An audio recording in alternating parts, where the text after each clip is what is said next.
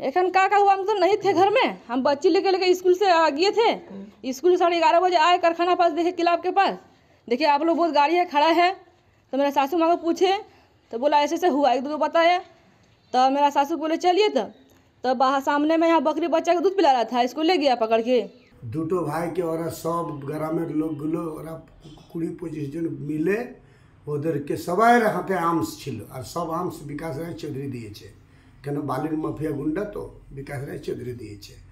তো আর্মসগুলো নিয়ে আর আমার ভাইকে টিকে মানে ঘিরে নিয়ে আর ওকে আধমরা করে মেরেছে। মেরে যখন বেহোশ হয়ে গেছে তখন ওদের কোমরে একটা ভাইয়ের সেজ ভাইয়ের কোমরে দুটো পিস্তল গুঁজে দিয়েছে, একটা ভাইয়ের কোমরে একটা পিস্তল গুঁজেছে, আর কটা দানা দিয়েছে। তো এই এই এই যে এই যে 10-12 জন যারা আছে, যারা বললাম এটা 1 নম্বর হলো বাবু, সাজাদ, আমির, আকরম, ফিরোজ, জাবেদ, এরা যে ছোট বাবু, এদের সবার হাতে দুটো দুটো করে আর্মস আছে। সব আর্মস নিয়ে আমার ভাইকে ঘিরে আর মেরেছে। এখন ভাইয়ের আমার একটু হোশ এসছে, আমার ভাই কথা বললো, দাদা সবার হাতে আর্মস ছিল।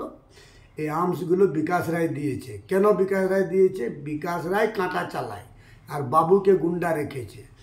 এখন গ্রামের লোককে হু হু করে গুন্ডা লাগিয়ে আর মারা করিয়ে দিয়েছে। আমার ভাই বাঁচবে কি মরবে আল্লাহ জানে এখন। আর বিকাশ রায় বলছে বাবুকে আমি চিনিনি। বাবু মল্লিকপুর পঞ্চায়েত এলে বাবুর ঘরে খায় বিকাশ রায় বরাবর। কেন? আরে কাঁটাতে 20 লাখ টাকা 25 লাখ টাকা মাসে কামায়, বাবুর ঘরে খাবে না? বাবুর ঘরে খায়। আর এটাতে সব থেকে এখন সিবিআই তদন্ত করান, এটা বিকাশ রায় একদম ফাঁসবেই। যত টাকা সব বিকাশ রায় খায়। আর এই বাবু গুন্ডা আগে টায়ার মিস্ত্রি ছিল, এখন না হলে 3-4 কোটি টাকার মালিক করেছে।